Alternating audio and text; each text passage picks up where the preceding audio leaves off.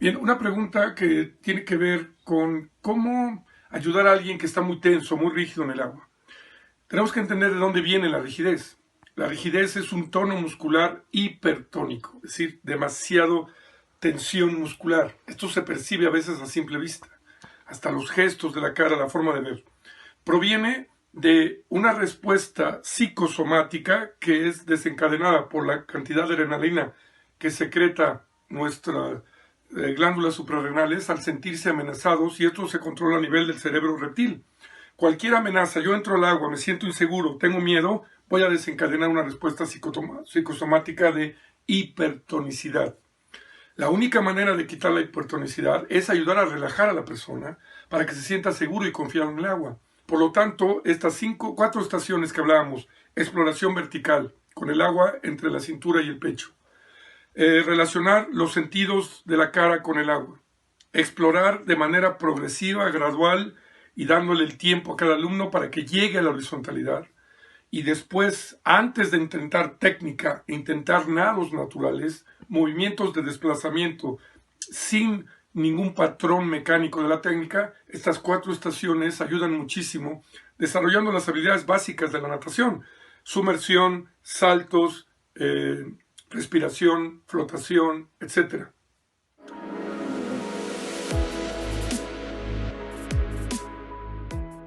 Mira, hay una inquietud de cómo hemos llegado a este modelo de enseñanza constructivista, a un modelo que llamaríamos más de educación acuática, contrario a la enseñanza tradicional que se hacía por muchos años.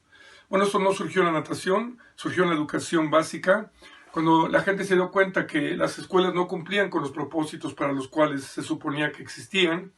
En la natación nos dimos cuenta que los niños que se ahogan en un río, en un lago, en una playa, a menudo sabían nadar en una escuela, habían tenido maestros de natación y sabían nadar técnicamente, pero no sabían sobrevivir. No tenían recursos para enfrentarse al medio acuático en situaciones inesperadas, imprevistas, cambiantes, como es en la naturaleza. Esto nos obliga a replantear la manera de enseñar. Por otro lado, nos dimos cuenta que el agua no solamente es un medio para enseñar técnica y nadar más rápido, sino también puede ser un medio educativo y de salud. Un medio donde yo, además de los estilos, aprenda hábitos, valores, actitudes, pero también potencie el desarrollo de mi cerebro, potencie las relaciones humanas, fomente valores. Es decir, en suma, la actividad acuática debería ser un medio de educación para que, a través de adquirir mejores recursos, pueda yo disfrutar del agua en cualquier parte, estando sano y seguro, y pueda enriquecer la educación y salud integral de una persona, lo cual se traduciría en darle una mayor calidad de vida.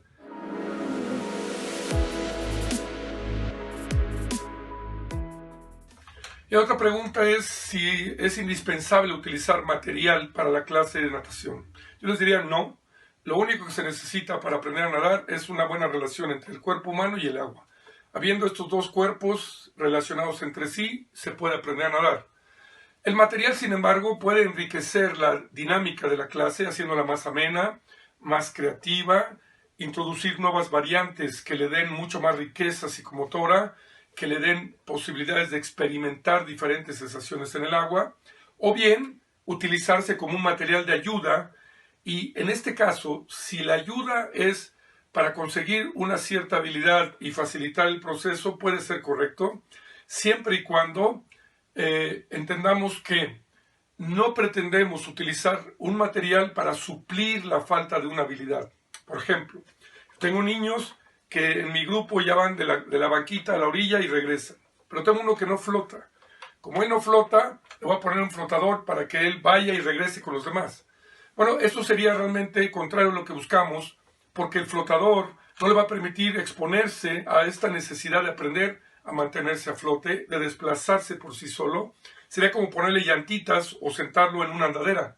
No es su cerebro el que está venciendo el reto de cómo encontrar una solución a la flotación, y por lo tanto, cuando poner un material es para suplir, enmascarar o ocultar la falta de una habilidad, no es recomendable.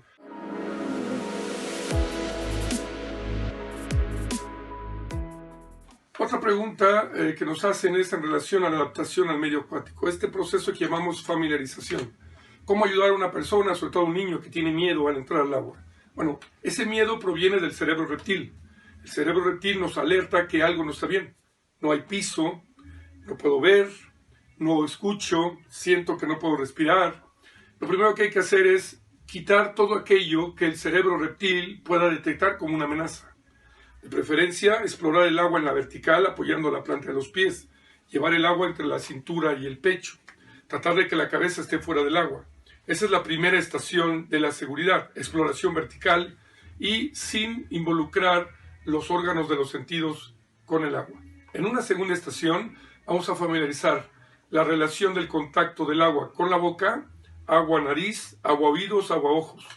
Los órganos de los sentidos de la cara tendrán que tener contacto gradual, progresivo, con el agua para que lo puedan vivenciar como algo que lo pueden controlar, que si bien es extraño la sensación de estar en contacto con el agua, no pasa nada. Una tercera estación sería llegar a la conquista de la horizontalidad.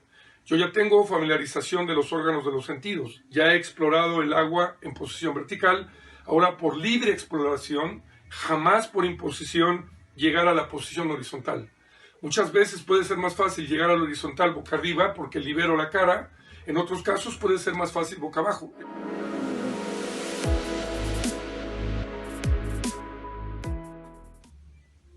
Bien, otra pregunta es ¿cómo enseñar la técnica de las salidas para aproximarme al clavado, el salto? Bueno, lo primero que hay que entender es que en el nivel 2 del educador vamos a hablar de la técnica. En el nivel 1 todavía no es uno de los objetivos, sin embargo les diría lo siguiente. Antes de llegar a la técnica, cualquiera que se trate, necesitamos un nivel de habilidades básicas muy bueno. Saltos, sumersiones, giro, flotación. Un nivel de confianza y seguridad muy bien desarrollado. De lo contrario, sería muy difícil.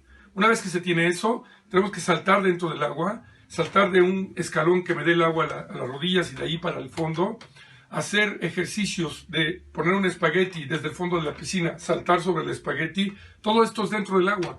Esto disminuye mucho la sensación de miedo a golpearse. Una vez logrado esto, saltar de la orilla primero de pie. Pequeños saltos que van haciéndose un poquito más largos. Después, ya cuando entro a la técnica, habiendo cumplido con toda una gama de habilidades pre-técnicas, entonces empiezo de rodillas, apoyando una rodilla y flexionando una pierna, coloco los brazos aquí y voy a tratar de dejarme caer de tal manera que no caiga directamente en línea con la pared, sino ligeramente al frente, como en un ángulo de 45 grados con respecto a la superficie. Esto con ayuda y acompañándolo, pero nunca pretender llegar a estos ejercicios sin un gran nivel de habilidades básicas. Porque recuerden, esas habilidades básicas son las que quitan las inhibiciones de inseguridad, de amenaza que puede percibir nuestro cerebro reptil.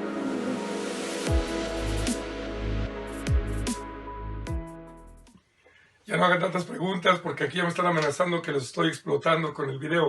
Pero miren, la siguiente pregunta que ustedes me hacen es ¿cuándo empezar en el ámbito competitivo con los niños? Bueno, esto es una pregunta que propiamente no es de la certificación de educadores, sino más bien de entrenadores, pero sin problema lo podemos resolver.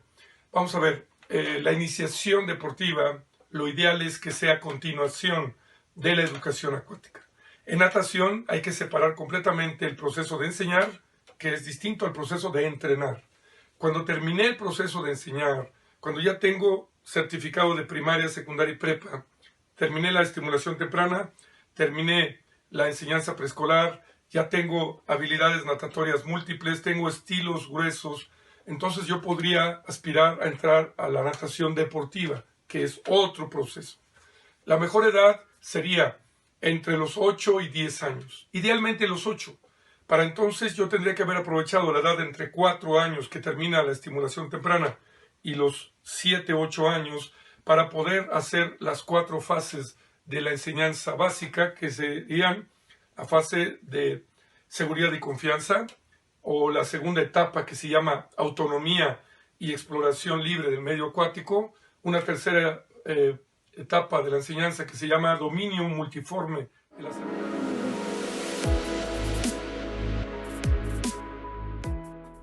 Bien. Bien, aquí hay una pregunta que me parece fundamental y que a menudo genera mucha confusión y creo que es el meollo del gran problema que tenemos en la natación mexicana.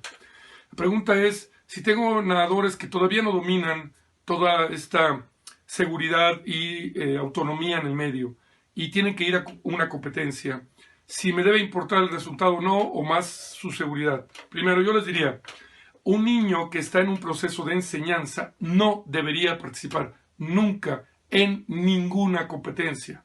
No sería sensato que alguien que está aprendiendo a hacer algo lo ponga yo a competir para ver qué tanto es capaz de vencer su miedo o de sobrevivir, porque no es una lucha de supervivencia, es algo que se tiene que disfrutar, que tiene que tener un proceso de aprendizaje, y ni el gozo ni el aprendizaje se dan cuando estoy más preocupado por salvar mi vida.